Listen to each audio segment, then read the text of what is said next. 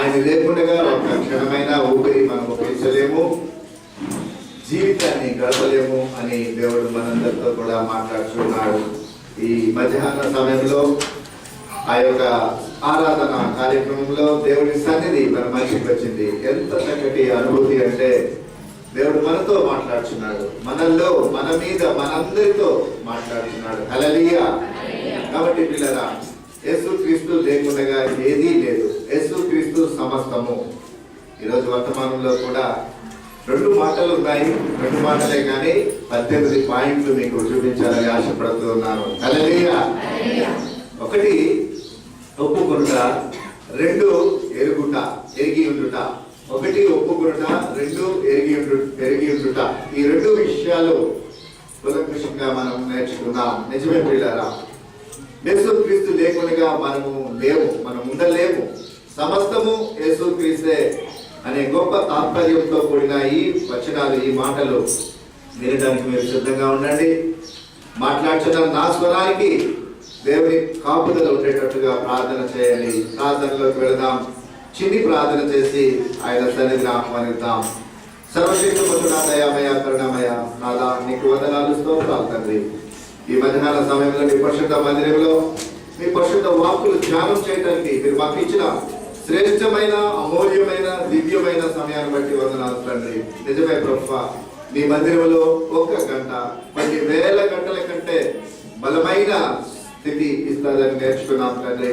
మీ మందిరంలో ఉన్నాం తండ్రి, నేను ఆరాధిస్తున్నాం, మా నిండు హృదయంతో ఆరాధిస్తున్నాం తండ్రి. మీరు మాతో ఉన్నందుకు వందనాలు.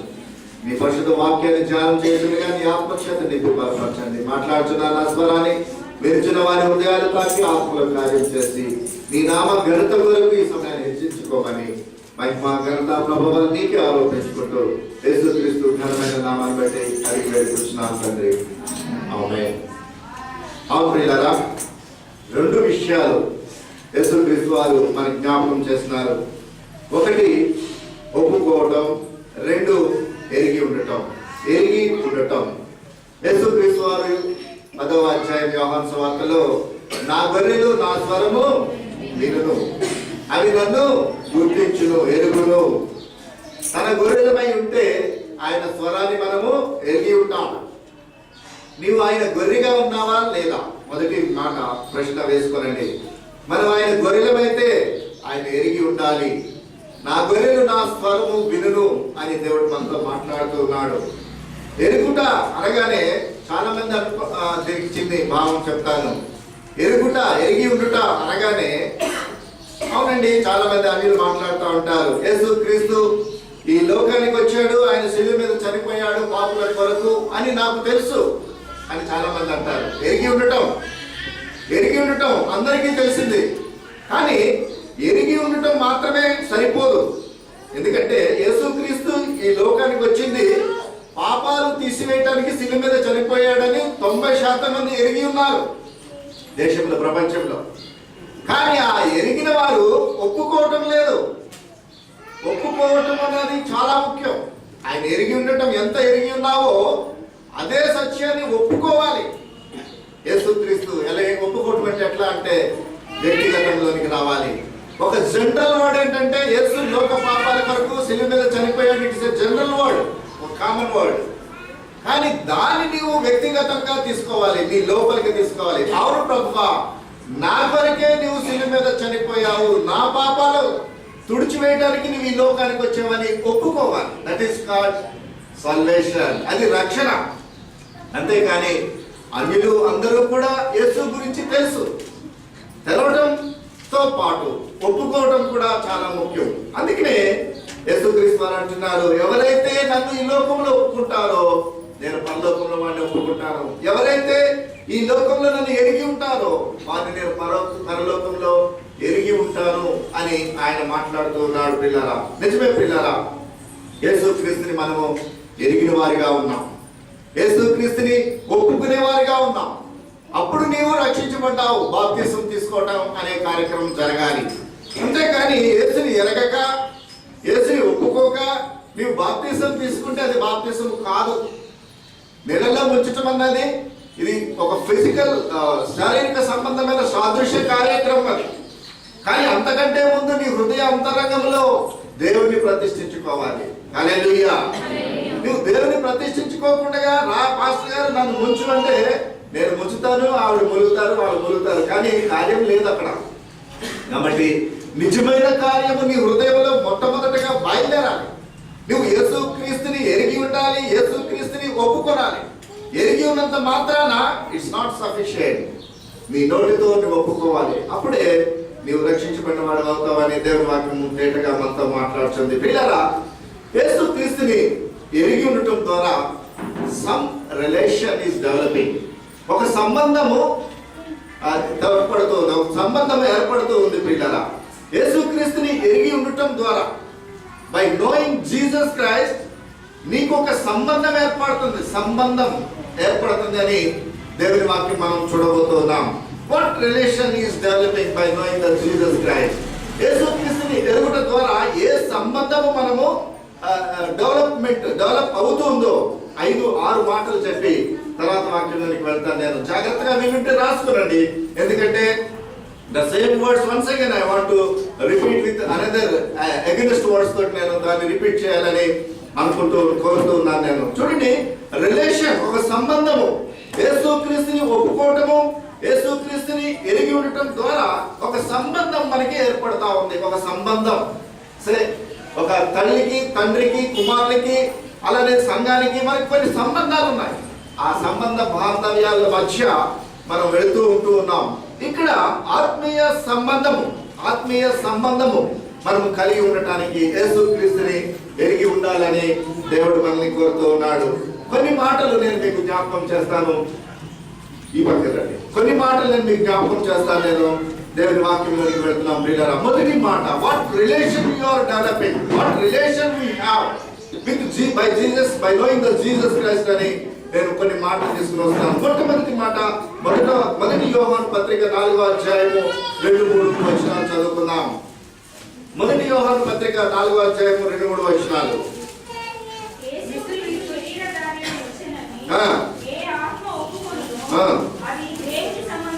ఆమేన్. యేసుక్రీస్తు శరీరధారిగా వచ్చినని ఏ ఆత్మ ఒప్పుకొనునో ఏమి జరుగుతుంది అక్కడ? ఆయన దేవుని సంబంధి అయి ఉన్నాడు. హల్లెలూయా. దేవుని సంబంధి అయి ఉండాలి అంటే యేసుక్రీస్తుని ఒప్పుకొని తీరాలి. హల్లెలూయా. జాగ్రత్తగా ఆలోచన చేయండి. యేసుక్రీస్తు శరీరధారిగా వచ్చినని ఏ ఆత్మ ఒప్పుకొనునో అది దేవుని సంబంధమైనది. ఎస్, నీవు దేవుని సంబంధిగా ఉండాలి అంటే యేసుక్రీస్తుని ఒప్పుకొని తీరాలి. హల్లెలూయా. నిజమే పిల్లారా, యేసుక్రీస్తుని ఒప్పుకోవటం ద్వారా మొట్టమొదటి మాట, నీవు దేవుని సంబంధివి అవుతావు. ఎస్, నీవు దేవుని సంబంధిగా అవ్వాలని అనుకుంటున్నావా? దెయ్యము నెక్స్ట్ ఆల్టర్నేటివ్ విడిచిపెడితే ఏంటి? దెయ్యం సంబంధం. దేవుని సంబంధాన్ని విడిచిపెడితే ఇంకా దెయ్యము సంబంధిగా ఉండిపోతాం. ఈ లోకం ఉన్నదే దెయ్యపు సంబంధం కొరకు, కానీ దేవుని సంబంధంలోనికి రావాలని ఆయన నిన్ను కోరుతున్నాడు. వాక్యం ద్వారా ఈరోజు హెచ్చరిక చేస్తున్నాడు అని నేను జ్ఞాపకం చేస్తున్నాను. మొదటి మాట, నీవు దేవుని సంబంధిగా మారిపోతూ ఉన్నావు యేసుక్రీస్తుని ఒప్పుకోవడం ద్వారా. రెండవ మాట, 1వ యోహాను సువార్త 2:23 వచనం. కుమారుని ఒప్పుకొనని ప్రతివాడును తండ్రిని అంగీకరించువాడు కాడు. కుమారుని ఒప్పుకొనని వాడు ఎవడని వాడు? తండ్రిని అంగీకరించిన వాడు కాడు. అంటే ఒప్పుకున్నవాడు తండ్రిని అంగీకరించినట్లే. హల్లెలూయా. చూస్తారండి, మొదటి మాటలో మనము దేవుని సంబంధులము, రెండవ మాటలో తండ్రిని అంగీకరించినావు నువ్వు. ఎంత గొప్ప సంగతి అండి. మనలో ఉన్న తండ్రి, we never see him. మనం ఎప్పుడు చూడలేదు తండ్రిని, చూడలేము కూడా ఈ మానవ పాప శరీరముతో. కానీ యేసుక్రీస్తుని యేసు కుమారునిగా ఒప్పుకున్నవాడు అతడు తండ్రిని ఎరిగి ఉండును. తండ్రిని ఎరిగి ఉంటామంట. మనం దేవుని ఎరిగిన వాడిగా ఉండాలి అంటే నీవు యేసుక్రీస్తుని ఒప్పుకుని తీరాలని రెండో మాట నేర్చుకున్నాం. ఒకటి, దేవుని సంబంధిగా ఉండడానికి యేసుని ఒప్పుకోవాలి. రెండోది, తండ్రిని ఎరిగిన వాడిగా ఉండాలంటే యేసుని ఒప్పుకోవాలి. మూడోది, అదే 1వ యోహాను 4:15 వచనంలో చూసినట్లయితే అక్కడ ఒక మాట రాయబడ్డది చూడండి. క్రీస్తు ఆ. దేవుని కుమారుడని ఆ. ఎవడు ఒప్పుకొనునో వానిలో దేవుడు నిలిచి ఉన్నాడు. వానిలో దేవుని నిలిచి ఉన్నాడు. వాడు దేవుని యందు ఉన్నాడు. వాడు దేవుని యందు ఉన్నాడు. హల్లెలూయా. ఎవరు యేసుక్రీస్తుని ఒప్పుకుంటున్నారో మరో మాట, ఎవరైతే యేసు శరీరధారిగా వచ్చాడో, ఎవరైతే యేసుక్రీస్తుని ఎరిగి ఉన్నారో వానిలో తండ్రి ఉన్నాడు, తండ్రి వానిలో ఉన్నాడు. Vice versa. ఎంత చక్కటి బంధం అండి. నేను నా నాన్నగారిని బాగా గుర్తిస్తాను, నా తండ్రి నన్ను బాగా గుర్తిస్తాడు, నేను ఆయన గుర్తిస్తాను, ఆయన నన్ను గుర్తిస్తాడు. ఎప్పుడు యేసుక్రీస్తు శరీరధారిగా వచ్చినని ఒప్పుకున్నప్పుడు. హల్లెలూయా. యేసుక్రీస్తుని ఒప్పుకోవాలి. ఈ రోజు రెండే మాటలు, ఒకటి ఒప్పుకుంట, రెండు ఎరిగి ఉండట. ఈ రెండు మాటల మీదే అనేక అంశాలు దేవుడు బయలుపరుస్తున్నాడు ప్రియులారా. నిజమే, మనం యేసుక్రీస్తుని కుమారుడిగా ఒప్పుకుంటే తండ్రి మనలో ఉంటాడు, మనము తండ్రిలో ఉంటాము. ఎంత చక్కటి బంధం అండి. ఇంతకన్నా ఏం బంధం కావాలి చెప్పండి? ఈ లోకంలో ఇంతకన్నా ఏం బంధం కావాలి? ఒకటి, మనము దేవుని సంబంధులం అవుతాం. రెండవది, తండ్రిని ఎరిగిన వారమై అవుతాం. మూడవది, తండ్రి మనలో ఉంటాడు, మనము తండ్రిలో ఉంటాము. మూడు మాటలు. By knowing Jesus with your open heart, మీ యొక్క ఆత్మచేత ఒప్పుకుంటే మూడు అంశాలు మనం నేర్చుకున్నాం. నాలుగో అంశంలోకి వద్దాం. యోహాను సువార్త 10వ అధ్యాయము 30వ వచనం చూడండి. 30వ వచనంలో ఏమని రాయబడ్డదో. 30వ వచనం. నేనును తండ్రియును ఏకమై ఉన్నామని వారితో చూడండి, యేసుక్రీస్తు వారు వాక్యంగా ఆయన చెబుతున్నాడు. ఏమిటంటున్నాడంటే, నేనును నా తండ్రిని ఏకమై ఉన్నాం. వి బోత్ యూనిట్, కలిసి ఉన్నాం. ఎంత చక్కటి మాట. తండ్రి అయిన దేవుడు పరలోకంలో ఉన్నాడు, కుమారుడైన దేవుడు శరీరధారిగా ఈ లోకానికి వచ్చాడు. ఆయన ఈ శరీరధారిగా ఈ లోకానికి రాకమునుపు వారిద్దరూ కూడా ఐక్యమై ఉన్నారు, యూనిక్ అయి ఉన్నారు, ఏకమై ఉన్నారు. ఎంత చక్కటి మాట. తండ్రి కుమారుడు ఇద్దరు ఏకమై ఉన్న ఈ గొప్ప సన్నివేశంలో నువ్వు యేసుక్రీస్తుని ఎరిగి ఉంటే తండ్రిని ఎరిగినట్లే, యేసుక్రీస్తుని ఒప్పుకుంటే తండ్రిని ఒప్పుకున్నట్లే. ఎందుకంటే వారిద్దరూ కూడా యూనిక్, ఏకమై ఉన్నారని దేవుని వాక్యం అక్కడ రాస్తుంది. ఇంకా అదే మాట యోహాను సువార్త 14:7వ వచనం చూడండి. 7వ వచనంలో ఇంకొక మాట రాయబడ్డది. మీరు నన్ను ఎరిగి ఉంటే, నీవు నన్ను ఎరిగి ఉంటే నా తండ్రిని ఎరిగి ఉందురు. నా తండ్రిని ఎరిగి ఉందువు. హల్లెలూయా. నీవు నన్ను ఎరిగి ఉంటే, యేసుక్రీస్తు స్పష్టంగా మనతో మాట్లాడుతున్నాడు ప్రియులారా. నువ్వు యేసుక్రీస్తుని ఎరిగి ఉంటే తండ్రిని ఎరిగి ఉంటావు నీవు అని చక్కగా చెప్తున్నాడు. ఇంకా దాని పట్ల ఇంకో మాట ఉంది. ఆయన చూచినట్లుగా కూడా నీవు ఉండువు. కింద మాట చూడండి, అదే 14:7వ వచనం. ఆయనను ఇప్పటి నుండి మీరు ఆయనను ఎరుగుదురు, ఆయనను చూచి ఉన్నారని చెప్పాను. ఆయన్ని చూచి ఉన్నాడని చెప్పాను. చూస్తున్నారండి, ఎంత చక్కటి మాటలు రాయబడ్డాయండి పరిశుద్ధ గ్రంథంలో. నిజంగా ఎంత సంతోషంగా ఉందంటే, యేసుక్రీస్తు ఆయన ఎరిగి ఉంటే తండ్రిని ఎరిగినట్లే, యేసుక్రీస్తుని చూస్తే తండ్రిని చూచినట్లే. తోమా అడిగిన ప్రశ్నకి యేసుక్రీస్తు వారు జవాబు చెబుతున్నారు. ఎంత చక్కటి మాట.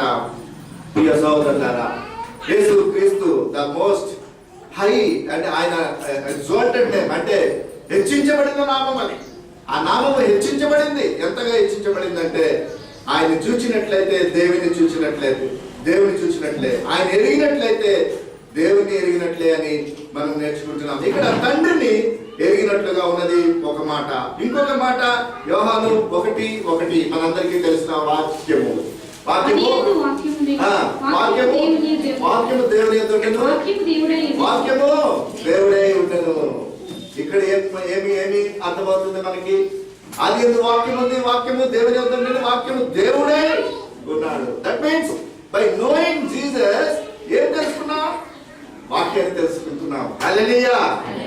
నువ్వు యేసుక్రీస్తుని ఎరిగి ఉన్నావు, వాక్యాన్ని తెలుసుకున్నావు అంటే, యేసుని తెలుసుకున్నావంటే వాక్యాన్ని తెలుసుకున్నట్లే. అంటే ద బైబిల్ ఇస్ జీసస్. ఇది వాక్యము, ఈ వాక్యమే యేసు. నువ్వు యేసుని ఎరిగినావంటే బైబిల్ ఎరిగి ఉంటావు, యేసుని ఒప్పుకున్నావంటే బైబిల్ ఒప్పుకుంటున్నావు. యేసు మాట్లాడుతున్నాడంటే బైబిల్ నీతో మాట్లాడుతుంది. హల్లెలూయా. ఎంత చక్కటి మాట. యేసుక్రీస్తుని మనం ఎరిగి ఉన్నామంటే వాక్యాన్ని ఎరిగి ఉన్నట్లే. అక్కడ తండ్రి ఎరిగి ఉన్నాడని చెప్తున్నాడు మొదటి మాట. రెండవ మాట, వాక్యాన్ని మీరు యేసుని ఎరిగి ఉంటే వాక్యాన్ని ఎరిగి ఉన్నట్లే.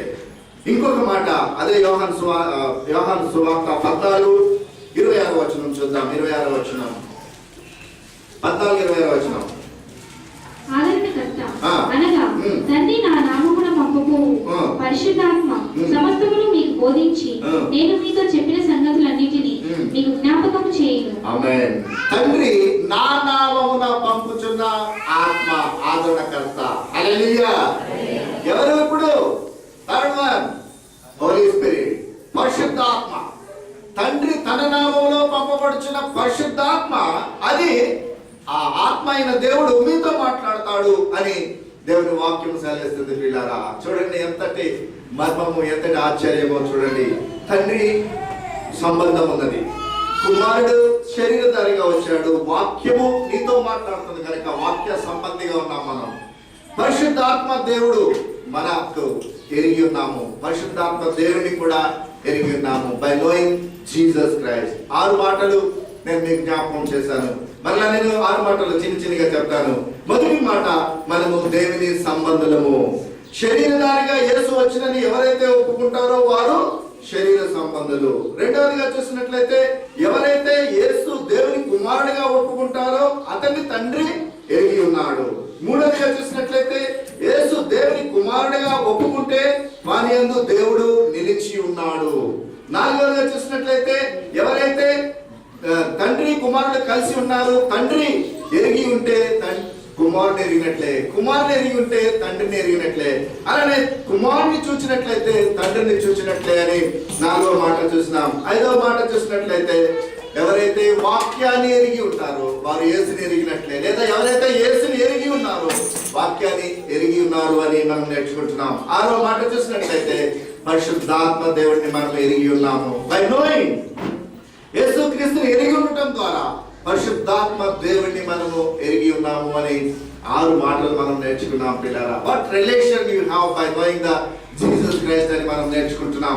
యేసుని ఎరిగి ఉండటం ద్వారా 6 సంబంధాలు మనం డెవలప్ చేసినాం. పిల్లరా, ఎంత చక్కటి సంబంధం కలిగి ఉన్నామో చూడండి. లోకంలో మనకి బావలు, అక్కలు, చెల్లెళ్ళు, తమ్ముళ్ళు, అన్నలు, ఎన్నో రిలేషన్స్ ఉంటాయి. ఇది శరీర సంబంధమైన relations. But the spiritual relations గురించి మనం నేర్చుకున్నాం. 6 రకాల సంబంధాలు దేవునితో మనం కలిగి ఉన్నాం. ప్రియులారా, only by knowing Jesus Christ, యేసుక్రీస్తుని ఎరిగి ఉండటం ద్వారా మనం అన్ని సంబంధాలు కలిగి ఉన్నాం. ప్రియులారా, ఇప్పుడు 7 మాటలు ఆయన ఎరిగి ఉండటం ద్వారా వచ్చే లాభాలు నేర్చుకున్నాం. 7 మాటలు. ఇప్పుడు 6 మాటలు రిలేషన్ అంటే సంబంధం నేర్చుకున్నాం. ఇప్పుడు 7 మాటలు ఆయన ఒప్పుకోవటం ద్వారా వచ్చేటువంటి లాభాలు ఏమిటి? ఆ లాభము, by accepting, by knowing Jesus Christ, what benefits you are going to receive. ఏమి నువ్వు స్వీకరించుకోబోతున్నావో 7 మాటలు నేను మీకు జ్ఞాపకం చేస్తాను. మొదటి మాట, రోమీయులకు రాసిన పత్రిక 10వ అధ్యాయము 9-10 వచనాలు చదువుకుందాం. చూడండి, 9-10 వచనాలు. యేసు ప్రభువని నీ నోటితో ఒప్పుకొని దేవుడు మృతులలో నుండి ఆయనను లేపినని నీ హృదయమందు విశ్వసించిన ఎడల నీవు రక్షించబడదువు. హల్లెలూయా, హల్లెలూయా. ఏంటి ఫస్ట్ మాట? నువ్వు రక్షించబడటానికి మూల వాక్యము, నువ్వు రక్షించబడాలి. అది ఏమిటి అంటే, యేసు దేవుని కుమారుడని ఒప్పుకోవాలి, నీ హృదయమందు విశ్వసించాలి. అలాంటప్పుడు నీవు రక్షించబడతావు. ప్రియ సోదరులారా, ఒకవేళ రక్షణ విషయమై నీవు ఆందోళన చెందుతున్నావేమో, నేను రక్షించబడ్డానా లేదా అనే ఒక కన్ఫ్యూజన్ లో ఉన్నావేమో, దేవుని వాక్యం సూటిగా మాట్లాడుతుంది. ఏమిటంటే, నువ్వు ఆయన యందు విశ్వాసం ఉంచాలి, నీ హృదయంలో ఒప్పుకోవాలి. నేను ఇందాకే చెప్పాను, నేను యేసు దేవుడు అని అందరికీ తెలుసుకున్నంత మాత్రాన సరికాదు, నీ హృదయంతో ఒప్పుకోవాలి. నా పాపాల కొరకు ఆయన ఈ లోకానికి వచ్చాడని ఒప్పుకుంటే నువ్వు రక్షించబడతావు. దేవుని వాక్యము నీ ఎదుట ఉన్నది, నీ వద్ద ఉన్నది, నీలో ఉన్నది. ఈ వాక్యాన్ని నువ్వు అంగీకరించు, యేసుని ఒప్పుకో, అప్పుడు నీవు రక్షించబడతావని మొదటి మాట మనం నేర్చుకుంటున్నాం. రెండవ మాట, రెండవ బెనిఫిట్, లాభం ఏమిటంటే, యోహాను రాసిన సువార్త 8వ అధ్యాయము 51వ వచనం చదువుకుందాం. చదవండి, 51వ వచనం.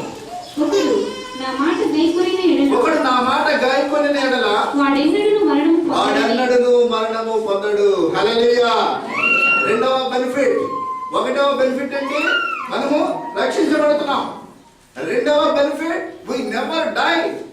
ఎంత చక్కటి మాట. మనము చనిపోము అంటే భూమి మీద చనిపోమని క్యాలిక్యులేటర్ చేసుకోవద్దు. భూమి మీద ఎట్లాగో చావాలి, అది తప్పదు. అది మనము చనిపోము. ఈవెన్ పరలోకంలో వాళ్ళు జీవిస్తారు, నరకంలో వాళ్ళు జీవిస్తారు. చనిపోమంటే ఇద్దరు సేమ్ అనుకోవచ్చు, అది కూడా కాదు. రెండవ మరణము మనకి అధికారం ఉండదు. హల్లెలూయా. రెండవ మరణము, the first death is physical death. మొదటి మరణం శారీరక మరణం, రెండవ మరణం నరక మరణం. అది ఆ నరక మరణము మనకు ఉండదని ఇక్కడ వాక్యం రాస్తూ ఉన్నాడు. మొదటి మాట, మొదటి మరణము శరీర మరణము, రెండవ మరణము అది నరక మరణము. మనకి నరక మరణము ఉండదు. మనం చనిపోము కానీ జీవిస్తాము. ఎక్కడ జీవిస్తాము? పరలోకంలో జీవిస్తాము. హల్లెలూయా. మొదటి మాట మనం ఏం నేర్చుకున్నామండి? యేసు నువ్వు రక్షించబడతావు. నువ్వు రక్షించబడ్డావా లేదా? యేసుని ఒప్పుకో, నీ హృదయంలో అంగీకరించి నువ్వు రక్షించబడతావు. మొదటి మాట. రెండవది, నీకు మరణం లేదు. ఎవరైతే యేసుక్రీస్తుని ఒప్పుకుంటారో వారికి మరణం లేదు. అంటే రెండవ మరణము వారి మీద అధికారం లేదని మనం తెలుసుకుంటూ ఉన్నాము. మూడవ మాట, యోహాను 1వ పత్రిక 1వ యోహాను 2వ అధ్యాయము 1వ వచనం చదువుకుందాం. 1వ వచనం చూడండి. నా చిన్న పిల్లలారా, నేను పాపము చేయకుండుటకై ఈ సంగతులను మీకు రాయించున్నాను. ఎవడైనా పాపము చేసిన ఎడల నీతిమంతుడైన యేసుక్రీస్తు అనే ఉత్తరవాది, చూడండి, యేసుక్రీస్తు అనే ఉత్తరవాది తండ్రి యొద్ద మనకున్నాడు. ఆయన్ని మన పాపములకు శాంతికరమై ఉన్నాడు. రెండు మాటలు అక్కడ రాయబడ్డాయి పిల్లరా. ఎవడైనా తప్పిదము చేసిన ఎడల, పాపము చేసిన ఎడల మన పక్షముగా ఉత్తరవాది. ఉత్తరవాది అంటే అడ్వకేట్ అంటారు. ఉత్తరవాది. ఇప్పుడు మనం కోర్టులోకి వెళ్ళామనుకోండి, మనం కేసుని వాదించడానికి మన ప్రతినిధిగా ఒక అడ్వకేట్ పెట్టుకుంటాం. We are not suppose to talk before judge. Judge ముందు మాట్లాడటానికి హక్కు లేదు. అయితే మన తరఫున మాట్లాడటానికి ఒక ఉత్తరవాది, అడ్వకేట్ పెట్టుకుంటాం. వాడు మన తరఫున వాదిస్తూ ఉంటాడు. మరి ఇక్కడ ఎవరైనాను తప్పిదాలు పాపాలు చేసినట్లా మన పక్షముగా, ఎంత చక్కటి మాట, బై యాక్సెప్టింగ్ జీసస్ క్రైస్ట్. ఎంత చక్కటి అనుభూతి చూడండి. మన పక్షముగా వాదించేటువంటి ఉత్తరవాది ఆయన తండ్రి కుడి పార్శ్వన ఉన్నాడని రాయబడ్డారు పిల్లరా. ఎంత చక్కటి ధన్యత. ఒకవేళ ఈ లోకంలో శరీర బాధల చేత, శరీర ఇబ్బందుల చేత ఒకవేళ నీవు తప్పిదాలు చేస్తావేమో, పరలోకమున్న తండ్రి యేసుక్రీస్తు తండ్రి దగ్గర మొరపెడుతూ ఉన్నాడు. ఏమని అంటే, ఆ బిడ్డ తెలియక చేస్తున్నాడు, ఆయన పక్షంగా నేను రక్తం చిందించాను, ఆ రక్తం యొక్క విలువ చూస్తే ఈయన చేసిన తప్పిదం చిన్నదే, నువ్వు క్షమించవచ్చు ప్రభువా అని తండ్రి అయిన దేవుణ్ణి వేడుకుంటూ ఉన్నాడు. హల్లెలూయా. మన పక్షముగా వాదించేవాడు. ఎప్పుడు నువ్వు యేసుక్రీస్తుని అంగీకరించినప్పుడే. యేసుక్రీస్తుని అంగీకరిస్తే ఆయన మన పక్షంగా తండ్రి దగ్గర వాదించే ప్రతినిధిగా ఉన్నాడు. అంత మాత్రమే కాకుండా మన పాపాలకు శాంతికరమై ఉన్నాడు. ఫుట్ నోట్స్ లో ఇంకొక మాట రాయబడ్డారు చూడండి, ప్రాయచిత్తమై ఉన్నాడు అని రాయబడ్డారు చూడండి. చదవండి. ప్రాయచిత్తమై ఉన్నాడు అంటే మన పాపాలకి శాంతికరము, అంటే వాటిని క్షమించడానికి, వాటిని కూల్ చేయడానికి. ప్రాయచిత్తము అంటే పెనాలిటీ పెయిడ్, ప్రాయచిత్తము. ఎంత చక్కటి మాట. రెండు మాటలు కూడా విలువైన అర్థం అక్కడ ఉంది. కనుక మనం తప్పిదం చేస్తే మన పక్షంగా విజ్ఞాపన చేసేటువంటి ఉత్తరవాది తండ్రి దగ్గర ఉన్నాడు. అతడు పెనాలిటీ పే చేసినాడు. Sin wages, the death sin wages ని పే చేసినట్టుగా మనం అక్కడ వాక్యంలో చూస్తూ ఉన్నాం. ఎంత చక్కటి మాట పిల్లరా. ఎన్ని నేర్చుకున్నామండి? ఒకటి, మనము రక్షించబడతాం. రెండోది, మనకి మరణం లేదు. మూడోది, మన పాపాలకు శాంతికరము లేదా ప్రాయశ్చిత్తమై ఉన్నాడు యేసుక్రీస్తు అని 3 నేర్చుకున్నాం. 4వ మాట, రోమీయులకు రాసిన పత్రిక 8:26 వచనం. ఇవన్నీ మనకి తెలిసిన వచనాలే, కానీ ఒకసారి క్రోడీకరించి ఈ వర్తమానంగా చేసినప్పుడు అవి మన హృదయాల్లోనికి దూసుకు వెళుతూ ఉంటాయి పిల్లరా. 8:26 వచనం చూడండి. అటువలే ఆత్మయు మన బలహీనతను చూసి సహాయం చేయుచున్నాడు. ఎలా? మనము యుక్తముగా ఎలాగో ప్రార్థన చేయవలెనో మనకు తెలియదు కానీ ఉచ్చరింప శక్యము కాని మూలుగులతో ఆ ఆత్మ తానే మన పక్షముగా విజ్ఞాపన చేయుచున్నాడు. హల్లెలూయా. హల్లెలూయా. ఎంత సంతోషం నీకు లేదు, ఎంత సంతోషం కావాలి. మనం ప్రార్థన చేయడం చేత కాదు అని దేవుడే మాట్లాడేస్తున్నాడు. మనం ప్రార్థన చేయడం ఎందుకంటే ఒప్పుకోవడం కూడా చేత కాదు, కానీ ఆత్మ తానే మన పక్షముగా విజ్ఞాపన చేస్తున్నాడు. By accepting Jesus Christ. Hallelujah. నువ్వు యేసుని ఒప్పుకుంటే నీ పక్షాన మాట్లాడుతున్నాడు. యేసుని ఒప్పుకుంటే నీ పక్షాన ఆయన మూల్గులతో, ఉచ్చరింప సఖ్యము కానీ మూల్గులతో అంటే ఏడుపంటే బేరమని ఏడుస్తారు కదండి. ఏడుపంటే బేరమని ఏడుస్తారు, అందరికీ తెలిసిపోతుంది. మూల్గులు మాత్రం తెలవదు, లోపల ఏడుస్తూ ఉంటుంది దుఃఖం.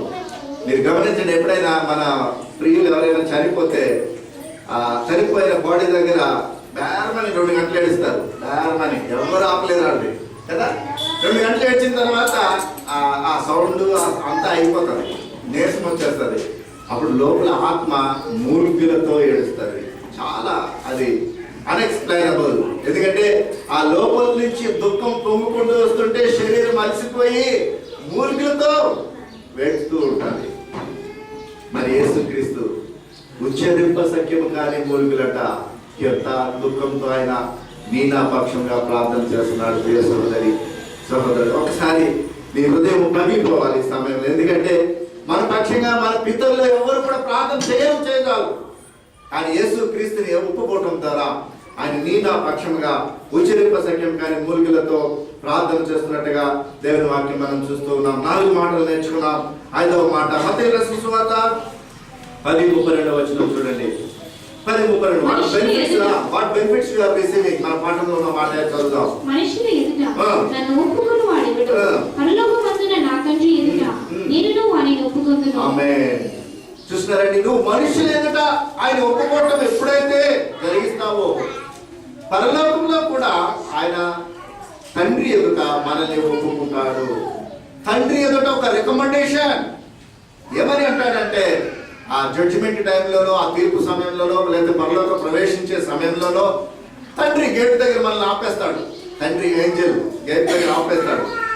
ఏం చేసావు కుమారుడా నువ్వు భూమి మీద అంటే ఒకవేళ మనకి గుర్తు రాకపోవచ్చు, కానీ తపోవన్ కాలనీ సంఘంలో డిసెంబర్ 25వ తారీఖున, డిసెంబర్ 31వ తారీఖున నా నిండు హృదయంతో యేసుని ఒప్పుకున్నాను ప్రభువా అని నువ్వు అనలేక నీ తరఫున ఆయన ఒప్పుకుంటాడు. హల్లెలూయా.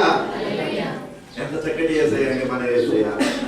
నీకు జ్ఞాపకం ఉండకపోవచ్చు, కానీ తండ్రి యొద్ద యేసుక్రీస్తు ఒప్పుకుంటాడు. నన్ను ఒప్పుకున్నాడు. నీ ప్రియాతి ప్రియ కుమారుడైన నన్ను, యేసుక్రీస్తు అయిన నేను లోకానికి వెళ్ళినప్పుడు ఆ లోకంలో ఆయన వాక్యము ద్వారా నన్ను ఒప్పుకున్నాడు. యేసునని నన్ను ఒప్పుకున్నాడు కనుక దేవా ఈ కుమారుని లోపలికి రాని, పరలోకానికి రాని అని ఆయన ఒప్పుకుంటాడు. ఎంత చక్కటి మాట.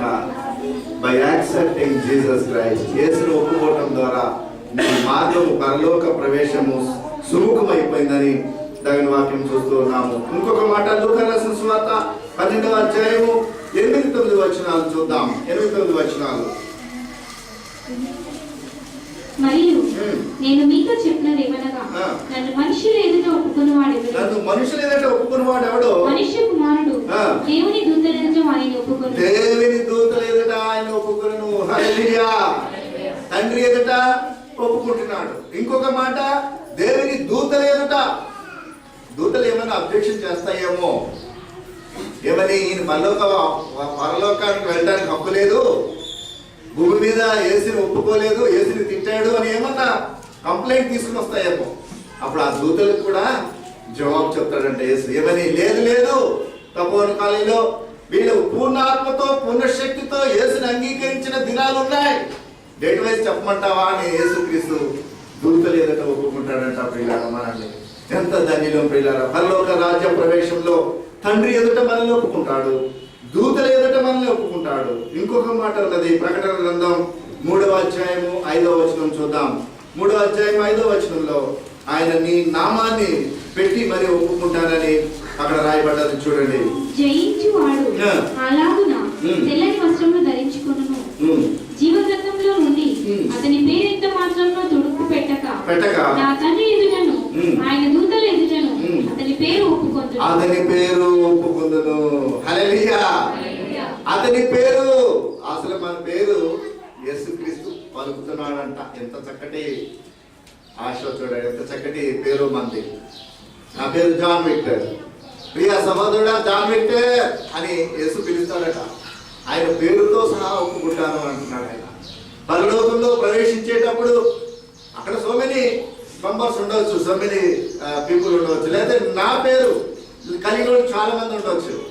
కానీ నా పేరు ఎత్తి నేను చేసిన క్రియలు, నేను చేసిన ఆ యొక్క యేసుక్రీస్తుని అంగీకరించిన ఆ సన్నివేశాలన్నీ కూడా ఆయన జ్ఞాపకం చేసి ఆయన లోపలికి ప్రవేశిస్తాడు అని దేవుని వాక్యం తేటగా మనతో మాట్లాడుతున్నది. నిజమే పిల్లరా, 7 మాటలు మనం నేర్చుకున్నాం.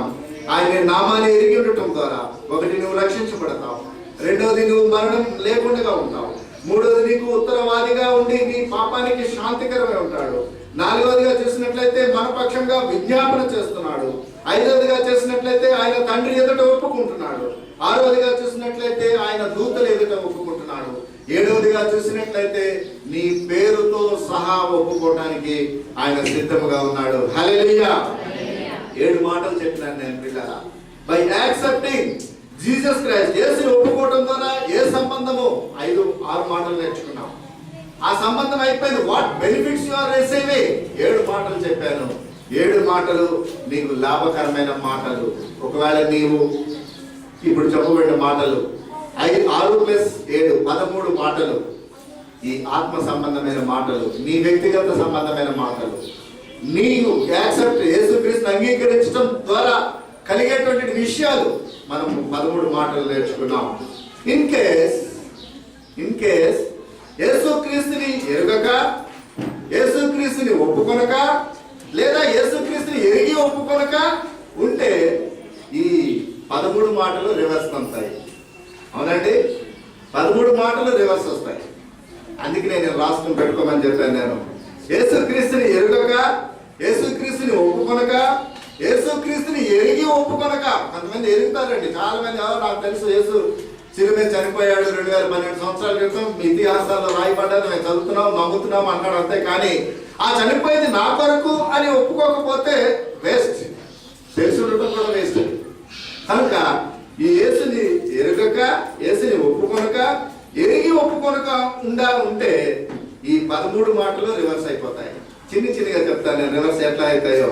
1, దేవుడి శరీరధారిగా వచ్చి నేను ఒప్పుకుంటే దేవుని సంబంధి అని మనం నేర్చుకున్నాం. నువ్వు ఒప్పుకోకపోతే నువ్వు దేవుని సంబంధిని కావు. ఫినిష్. మొదటి నెగిటివ్ మాట, మొదటి వ్యతిరేక మాట నేర్చుకున్నాం. 2వది యేసు కుమారుడిగా ఎవరైతే ఒప్పుకుంటారో అతను తండ్రిని ఎరుగును అని మనం నేర్చుకున్నాం. ఒకవేళ నువ్వు యేసు కుమారుడిగా వచ్చాడని నువ్వు ఒప్పుకోకపోతే తండ్రి నిన్ను ఎరగడు. ఫినిష్. ఎరగడు. 3వ మాట, యేసు కుమారుడిగా వచ్చిన ఎవరైతే ఒప్పుకుంటాడో వాడు దేవుని యందు నిల్చుంటాడు, దేవుడు వాని యందు నిల్చుంటాడు. ఎవరైతే యేసు శరీరధారిగా వచ్చినని ఎరగడో ఒప్పుకోడో వాని దగ్గర తండ్రి నిలబడడు, తండ్రి వీడి దగ్గర నిలబడ్డాడు. ఫినిష్. జాగ్రత్తగా వెళ్ళండి, అన్ని నెగిటివే. తర్వాత యేసుని చూచినట్లయితే తండ్రిని చూచినట్లే. నువ్వు ఒకవేళ యేసుని నేను ఎరగను, నేను చూడలేదు అంటే తండ్రిని చూడలేదు. ఫినిష్. క్లోజ్ అయిపోయింది. 5వ మాట, యేసు దేవుడై ఉండినని ఎరిగితే ఆయన వాక్యము ఎరిగి ఉన్నట్టే. నువ్వు యేసుని ఎరగనంటే వాక్యం ఎరగవు. ఎస్, చాలా గొప్ప సత్యం ఉంది అందులో. నువ్వు యేసుని అంగీకరిస్తే ఈ వాక్యం నీకు శుద్ధ అర్థమవుతుంది, పూర్తిగా అర్థమవుతుంది. యేసుని అంగీకరించకుండా వాక్యం చదువు అసలు అర్థం కాదు. వాక్యమై ఉన్నాడు యేసు. ఆ యేసుని అంగీకరిస్తే వాక్యాన్ని అంగీకరిస్తావు. నువ్వు యేసుని అంగీకరించకపోతే వాక్యాన్ని అంగీకరించలేదు. అంతే. ఫినిష్.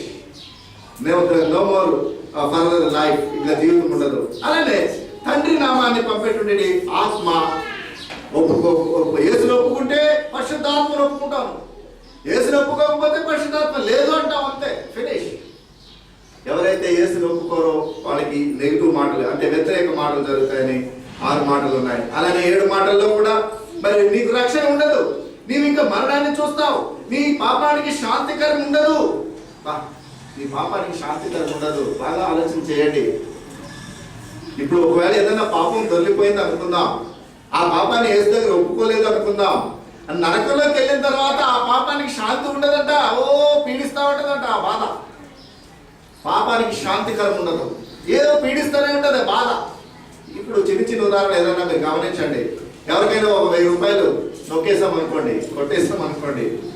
కొట్టేస్తే లోపల దేవుని ఆత్మ గర్దిస్తూ ఉంటుంది, కొట్టేసాం 1000 రూపాయలని. అలా కొట్టినటువంటి బాధ నా ఒక్కడికే తెలుసు, ఎందుకంటే నేను కొట్టేశాను కాబట్టి. ఈ బాధ యేసు దగ్గర పెట్టి వదిలించుకుంటే చాలా సంతోషం.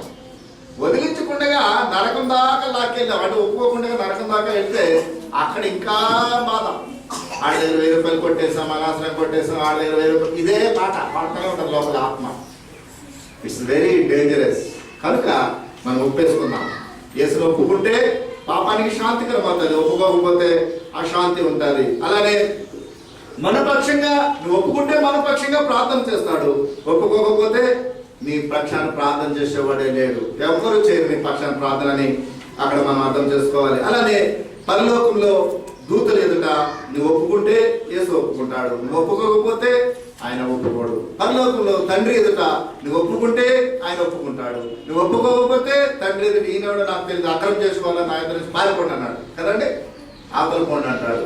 అలానే తండ్రి నామాన్ని మనము బై నేమ్, నా పేరు మీద దేవుడు ఒప్పుకుంటాడు. ఎప్పుడు యేసుక్రీస్తుని అంగీకరిస్తే, యేసుక్రీస్తుని అంగీకరించకపోతే అవతలికి పోవాలి అంటాడు. నా పేరు ఎవరిది పేరు జాగ్రత్త అసలు ఎవరు అంటారు కదా. కాబట్టి యేసుక్రీస్తుని అంగీకరించే ఎరిగి ఉండి ఒప్పుకోకపోయినా, నువ్వు ఎరగకపోయినా ఒప్పుకోకపోయినా ఈ 13 నెగిటివ్ మాటలు మనకి తగులుతాయని నేను మీకు జ్ఞాపకం చేస్తున్నాను. మరి ఒక అంశంలోకి వెళ్దాం. మరి ఆ తర్వాత ఎవరైతే ఈ నెగిటివ్ మాటల గురించి మళ్ళీ ఒక్కొక్కసారి విందాం. 10:33 వచ్చిన ఎరగని వారిని గురించి నెగిటివ్ మాటల విషయమై 5 మాటలు చెప్తాను నేను. 10:32, 33 వచ్చిన మనం చదవబడిన వచనాలు. మనిషిని ఎదుట నన్ను ఒప్పుకొనువాడెవడో పరలోకమందున నా తండ్రి ఎదుట నేనును వానిని ఒప్పుకొందును. మనిషిని ఎదుట ఎవరు నన్ను ఒప్పుకొనరు వారిని పరలోకమందున నా తండ్రి ఎదుట నేనును ఎరగనను. ఇది మాటల్లో స్పష్టంగా మనకి కనబడుతూనే ఉంది. ఎవరు ఒప్పుకుంటారో వారిని ఒప్పుకుంటాను, ఎవరు ఒప్పుకోరో వారిని నేను ఒప్పుకోను. రెండవ మాట లూకా సువార్త 12:9 వచ్చిన ఇందాక చదివింది. ఎవరు దూతలే నన్ను లోకంలో ఒప్పుకుంటారో నేను వారిని దూతల ఎదుట ఒప్పుకుంటాను, ఎవరు ఒప్పుకోరో నేను దూతల ఎదుట ఒప్పుకోను. That is also negative. చదువుతారండి 12:9 వచ్చిన. మనుషుల ఎదుట నన్ను ఎరగనను వానిని నేనును ఎరగనని దేవుని ఎదుట చెప్పుదును. దేవుని దూతల ఎదుట నేను ఎరగను అని ఆయన ఖచ్చితంగా చెబుతున్నాడు. ఇంకొక మాట మార్క్స్ సువార్త 8:38 వచ్చిన చదువుకుందాం. 8:38. వ్యభిచారమును పాపమును చేయు ఈ తరము వారిలో నన్ను గూర్చిన నా మాటలను గూర్చి సిగ్గుపడు వాడెవడో వాడిని గూర్చి మనిషి కుమారుడు తన తండ్రి మహిమగల వాడే పరిశుద్ధ దూతల్లో కూడా వచ్చినప్పుడు సిగ్గుపడునని చెప్పారు. ఇంకొక నెగిటివ్ మాట, ఎవరైతే యేసు గురించి భూమి మీద సిగ్గుపడతారో ఆ సిగ్గుపడే కార్యక్రమం అలాగే కొనసాగించుకుంటూ జీవితం అలాగే ముగించుకుంటే పరలోకంలో ఆయన విషయమై, అంటే ఎవరైతే భూమి మీద సిగ్గుపడతారో వాళ్ళ విషయమై నేను కూడా సిగ్గుపడతాను. నాకెందుకు, నేనెందుకు ఒప్పుకోవాలి? యేసు అంటున్నాడు పరలోకంలో కూడా మన ఎడల ఆయన సిగ్గుగా ఉంటాడని నేను మీకు జ్ఞాపకం చేస్తున్నాను. ఇంకొక 2 మాటలు పాజిటివ్ మాటలు నేర్చుకుందాం. రోమీయుల రాసిన పత్రిక 10:11 వచనం చూడండి. 10:11 వచనం. ఆయన యందు విశ్వాసం ఉంచువాడు ఎవడును సిగ్గుపడడు లేఖనం చెప్తున్నారు. ప్రియులారా, నువ్వు ఇక్కడ సిగ్గుపడాల్సిన అవసరం లేదు. నువ్వు ఎప్పుడైతే యేసుక్రీస్తునందు విశ్వాసం ఉంచుతావో నీవు సిగ్గుపడవు. ఎస్, యేసుక్రీస్తునందు విశ్వాసం ఉంచడం నేర్చుకుంటే మనం సిగ్గుపడవలసిన లేదు. మనం ఎందుకు సిగ్గుపడాలి? మన పాపాల విషయమై మనము ప్రాయచిత్తంగా యేసు ఉన్నాడని నువ్వు ఒప్పుకోవడం ద్వారా నీకు సిగ్గు అవసరం లేదు, సిగ్గుపడాల్సిన అవసరం లేదు. కాబట్టి పరలోకమందున తండ్రి కూడా మన కొరకు ఆయన సిగ్గుపడకుండా ఉంటాడు. 2వ తిమోతి పత్రిక 1వ అధ్యాయము 11-12 వచనాల్లో చూసినట్లయితే పౌలు అంటాడు, నేను సువార్త విషయమై సిగ్గుపడే వాడను కాను అని. నేను ప్రకటించు వాడను గాను, అపోస్తలుడు వాడను గాను, బోధకుడును గాను నియమింపబడి తిని ఆ హేతువు చేత ఈ శ్రమలను అనుభవించుచున్నాను గాని నేను నమ్మిన వారిని ఎరుగుదును కనుక సిగ్గుపడను. చూసినారండి, నేను నమ్మిన వారిని నేను ఎరుగుదును కనుక నేను సిగ్గుపడను. సువార్త విషయమే పౌలు మాట్లాడుతున్నాడు. సువార్త విషయమే నేను సిగ్గుపడను. సువార్త విషయమే నేను సిగ్గుపడను. యేసు నా దేవుడని చెప్పడంలో నేను సిగ్గుపడను. యేసు నేను ఈ లోక రక్షకుడు నా కొరకు రక్షణ వరకు వచ్చాడని ఒప్పుకోవడంలో నేను సిగ్గుపడను. అందుకే నేను పిల్లరా బహిరంగ సాక్ష్యం ఇవ్వాలి. మనం బహిరంగ సాక్ష్యం.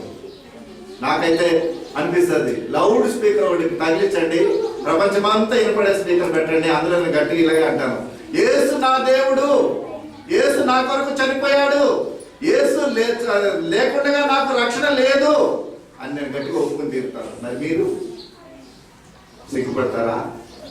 అవసరం లేదు. సిగ్గుపడితే పర్లోకంలో తండ్రి దగ్గర దేవుడు సిగ్గుపడతాడు, జాగ్రత్త. కాబట్టి మనం బహిరంగంగా యేసుని అంగీకరించి ఆయనకి మనము ఎంతో కృతజ్ఞతలు చెప్పబద్ధులమై ఉన్నాం. యేసుని అంగీకరించడం ద్వారా మనం 5 మాటలు సంబంధం నేర్చుకున్నాం, 7 మాటలు లాభాలు నేర్చుకున్నాం, 3 మాటలు మైనస్ అంటే నెగిటివ్ మాట వ్యతిరేక మాటలు నేర్చుకున్నాం, 2 మాటలు సిగ్గు విషయమే నేర్చుకున్నాం. ఈరోజు నీవు యేసుక్రీస్తుని సొంత రక్షకుడిగా అంగీకరిస్తున్నావా? యేసుక్రీస్తుని బహిరంగంగా ఒప్పుకుంటున్నావా? యేసుక్రీస్తుని ఎరిగి ఉన్నాను, నేను నా గొర్రెలు నా స్వరం వినును, నేను వాటిని ఎరిగి ఉందును అని దేవుడు మాట్లాడుతున్నాడు. నువ్వు ఆయన గొర్రెగా మారావా? ఆయన స్వరం వినేవాడిగా మారావా? అలా మారినట్లయితే దేవుడు నీకు పరలోక ధన్యత ఇస్తాడు. భూలోక ధన్యత నీకు అవసరం లేదు. భూలోక ధన్యత మనకు అవసరం లేదు. ఎందుకంటే సహోదరి పాట పాడింది పక్షుల విషయమే. అవి ఎంత విత్తవు కోయవు, కొట్లాడుకోవు, క్రమంగా వెళ్తాయి, తింటాయి, వచ్చాయి, పండుకుంటాయి. ఎంత చక్కటి పాట పాడిందో సహోదరి. మన దైనిక జీవితంలో లోక సంబంధమైన ఈ జీవితం గురించి బాధపడవలసిన అవసరం లేదు. కానీ పరలోక సంబంధమైన విషయాల కొరకు చింత కలిగి ఉండి నువ్వు ప్రయాసపడాలని దేవుడు కోరుతూ ఉన్నాడు. ఒక సంఘటన చెప్పి దేవుని వాక్యాన్ని ముగించుకుందాం. ఒక సంఘటన ఏమిటంటే, ఒక బీద విధవరాలు ఉందంట. బీద విధవరాలు తనకు ఒక కుమారుడు, ఏకైక కుమారుడు ఉన్నాడు. ఆ కుమారుడిని కష్టపడి చదివించిందంట. ఎంతో కూలి పని చేసుకుని, ఎన్నో అంట్లు తోముకుని, ఏదో కష్టపడి వాళ్ళ కుమారుని చదివించింది. అయితే ఆమె చీర నిండా చినిగిలేనంట. పాపం చినిగిపోయిన చీరలు కట్టుకుని కుమారుడి కొరకు ఎంతో శ్రద్ధ కలిగి ఆమె చదివించిందంట. ఈ లోకంలో తల్లి బిడ్డల్ని చాలా ప్రేమిస్తుందని మనందరికీ తెలుసు. ఇక తల్లికి మించిన ప్రేమ ఈ లోకంలో ఇంకెక్కడ కూడా దొరకదు. అయితే ఈ తల్లి కూడా తన కుమారుని అలానే ప్రేమించి ఉన్నత చదువులు చదివించి మంచి ర్యాంక్కి తీసుకుని వచ్చిందంట. మంచి ఉన్నత స్థాయిలోకి తీసుకొచ్చిందంట. తీసుకొచ్చిన తర్వాత గవర్నమెంట్ వారు ఈ ఉన్నత ర్యాంక్లోకి వచ్చిన కుర్రవాడిని అభినందించాలని, సత్కరించాలని మీటింగ్ ఏర్పాటు చేశారట. మీటింగ్ ఏర్పాటు చేసి పెద్ద సభ అక్కడ నిలబెట్టి, తెలుసు కదండి అర్జున్ అవార్డు, నాగార్జున సాగర్ ఏదో అవార్డ్స్ వస్తాయి కదా, ఆ అవార్డ్స్ ఇస్తున్నారు అన్నమాట. సభ ఏర్పాటు చేశారు. అయితే వాళ్ళు అన్నారంట, మీ బంధువుల్ని, మీ అమ్మ నాన్నని తీసుకురండి అని కూడా ఇన్విటేషన్ ఇచ్చారట అబ్బాయికి. అది కుమారుడు, మా నాన్నగారు లేరు కానీ మా అమ్మ ఉన్నది, తీసుకొస్తానని ఒప్పుకున్నాడట. అయితే వాళ్ళ అమ్మ అంటారంట, బాబు నేను చాలా బీద విధవరాల్ని, నాకు సంఘంలో మాట్లాడటం తెలియదు, నిలబడటం తెలియదు, నీ పక్కన ఉంటాను, అసలు అనాథలాగా కనపడను, నేను నన్ను తీసుకెళ్ళవద్దు, వద్దు రాను అంటారట. అయితే కుమారుడు అంటాడంట, అమ్మా నువ్వు ఈ పని చేయకపోతే నేను ఈ స్థితికి రాను కదా, నువ్వు రా నాతో పాటు అని ఆమెను పిలుచుకొచ్చి స్టేజ్ మీద కూర్చోబెట్టాడట. కూర్చోబెట్టి అందరూ ఫోటోలు, మైకులు ఇవన్నీ రికార్డ్ చేస్తున్నారట. అయితే ఆ సమయంలో ఆ కుమారుడు తనకిచ్చిన మెడలు వాళ్ళ అమ్మ ఆ చీరికి పెట్టాడట. చీరికి పెట్టి ఈ ఉన్నత స్థితికి రావడానికి కారణం మా అమ్మ అని ఒప్పుకున్నాడు ప్రజలెదుట. అందరూ కూడా మంచి చప్పట్లు కొట్టి హర్షధ్వనం చేశారు మీద. అయితే నేను ఈ మాట ఎందుకు చెప్తానంటే, 9 నెలలు గర్భంలో పెంచి 100 సంవత్సరాలు బతికేడు అనుకుందాం, 100 సంవత్సరాలు పోషించిన కుమారుడి విషయమే తల్లికి రుణపడి ఉన్నాను అని ఎంతగానో ఒప్పుకున్నాడు. ఎవరు? కుమారుడు. మరి మనము కోట్ల సంవత్సరాలు ఇవ్వబోయే పరలోక నివాసంలోనికి వెళ్ళడానికి యేసుక్రీస్తుని నువ్వు ఒప్పుకోవడానికి వెనకాడుతున్నావా? ఆలోచన చేయి. ఎందుకంటే ఆయన పట్టబడ్డాడు, పీకబడ్డాడు, వేయించుకున్నాడు, సిలువ మోసాడు. ఎందుకు? నిన్ను రక్షించడానికి కదా. కాబట్టి యేసుక్రీస్తుని మనం అంగీకరిద్దాం, ఒప్పుకుందాం. నిండు హృదయంతో ఒప్పుకుందాం. అవును ప్రభువా, నా పాపాల కొరకు నువ్వు ఈ లోకానికి వచ్చావని ఒప్పుకో, సగర్వంగా ఒప్పుకో. 100 సంవత్సరాల జీవితం ఇచ్చిన తల్లినే ఒప్పుకున్నాడు కుమారుడు. కోటాని కోట్ల సంవత్సరాల జీవితం ఇచ్చే యేసుని ఒప్పుకోకుండా ఉంటే పరలోకం కాదు, నరకం వస్తుంది. కాబట్టి దానందరం కూడా పగిలిన హృదయంతో యేసుని అంగీకరిద్దాం. అందరూ కళ్ళు మూసుకునండి. విన్న వాక్యాన్ని బట్టి కొన్ని మాటలు ముందుకు తీసుకుని వస్తాను. నేను ఈరోజు యేసుక్రీస్తును అంగీకరించేవాడిగా ఉన్నావా? యేసుక్రీస్తుని ఎరిగిన బిడ్డగా ఉన్నావా? యేసుక్రీస్తుని ఒప్పుకునేవాడిగా ఉన్నావా? నేను ఎరగను, నేను ఒప్పుకోను అని అంటే దాని పరిణామం ఎంత భయంకరంగా ఉందో దేవుని వాక్యంలో మనం చూసాం. ఒకసారి ఈ మధ్యాహ్న సమయంలో ఆయన పరిశుద్ధ మందిరంలో దేవుని సన్నిధి, దేవుని దూతలు మన మధ్యన సంచరిస్తూ ఉండగా నీ నిండు హృదయంతో ప్రభువా, నేను నిన్ను ఒప్పుకుంటున్నాను, నేను నిన్ను ఎరిగి ఉన్నాను, నేను నిన్ను ఒప్పుకుంటున్నాను, నీవు నా కొరకే శిలువలో ప్రాణం పెట్టి చనిపోయావని నిండు హృదయంతో ఒప్పుకుంటే ఆయన నీకు పరలోకంలో ఒప్పుకోవడానికి సిద్ధంగా ఉన్నాడు. కనుక ప్రతి ఒక్కరూ కూడా మీ హృదయాలు తెరిచి దేవుని సన్నిధిలో మొరపెట్టండి. యేసు శరీరధారిగా వచ్చి నేను ఒప్పుకుంటే నీవు దేవుని సంబంధి అవుతావు. యేసు శరీర కుమారుడిగా వచ్చాడు, తండ్రి కుమారుడిగా వచ్చాడని ఒప్పుకుంటే తండ్రి సంబంధం ఉండాలి. నీవు దేవునితో నివసించేవాడిగా ఉంటావు. దేవుడు నిన్ను, నీలో నీవు ఆయనలో కలిగి ఉంటావు. నువ్వు ఆయన ఎరిగి ఉంటే ఆయన చూచినట్లే. ఆయన నీ కొరకు, ఆయన వాక్యమైన దేవుడు నీ కొరకు శరీరధారిగా వచ్చాడని ఒప్పుకుంటే వాక్యాన్ని ఎరిగినట్లే. ఆయన ఆత్మ సంచరిస్తూ ఉంది. నువ్వు యేసును ఒప్పుకుంటే పరిశుద్ధాత్మ దేవుని ఒప్పుకున్నట్లే. ఈరోజు అందరూ కూడా కన్నీటితో ఒప్పుకునండి. యేసుని నేను అంగీకరిస్తున్నాను, ఇది గొప్ప సమయము. తప్ప కాలే వాసన అందరూ కూడా ఒప్పుకుంటే ఎంత ధన్యమో. నిన్నటి దినాన నేను ఒక స్థలంలో ప్రయాణమే వెళ్తూ ఉండగా ఈ మాటలు అంటూ ఉన్నారు. భారతదేశ వాసులు 1,130 కోట్ల మంది జనాభా ఉన్నారు. వీళ్ళందరూ యేసును ఒప్పుకుంటే ఎంత ధన్యమో అని అనుకుంటూ వెళ్తున్నాం. నిజంగా నాకు అదే తలపు వచ్చింది. 130 కోట్ల భారతీయులు యేసును అంగీకరిస్తే పరలోకంలో ఉంటారు ఈ 130 కోట్ల మంది. ఎంత ధన్యమో మనము. ప్రియ సహోదరి సహోదరుడా, యేసును అంగీకరించడం ద్వారా నీకు ఒక సంబంధం ఏర్పడుతుందని దేవుని వాక్యం విన్నాం. యేసును అంగీకరించడం ద్వారా 7 లాభాలు నీకు ఉన్నాయని దేవుని వాక్యం ద్వారా విన్నాం. నీవు పరలోకం కావాలా? నీవు పరలోకంలో చనిపోకుండా నిత్య జీవంలో ఉండాలా? ఆయన శరీర శాంతికరమై ఉన్నాడని పాపాలకు, ఆయన మన కొరకు ప్రార్థిస్తాడని, ఆయన పరలోకంలో దూతలేదట ఒప్పుకుంటాడని, ఆయన నీ పేరు చెప్పి కూడా ఒప్పుకుంటాడని దేవుని వాక్యంలో విన్నాం. ఈరోజు ఒకవేళ ఆయన అంగీకరించి ఆయన ఒప్పుకుంటే ఈ 13 అంశాల్లో దేవుడు నీకు లాభము, దేవుడు నిన్ను ఆశీర్వదిస్తాడు. ఒకవేళ ఒప్పుకోకపోతే ఈ 13 విషయాల్లో నీకు వ్యతిరేకంగా ఉంటాయి. ఆ వ్యతిరేకత నీకు కావాలని కోరుకుంటున్నావా? ఒక్కసారి సహోదరి సహోదరుడు, యేసు నీ కొరకు ఈయన భూమి మీదకి వచ్చాడు. మన పాపాల కొరకు, నా పాపాల కొరకు ఆయన శిలువ మీద నలగొట్టబడ్డాడు. ఆయన అమూల్యమైన రక్తాన్ని, యవన రక్తాన్ని చిందించింది నీ నా పాపాల కొరకే. ఆయన శిలువలో ఎరిగెత్తి ప్రార్థన చేసింది నా పాపాల కొరకే.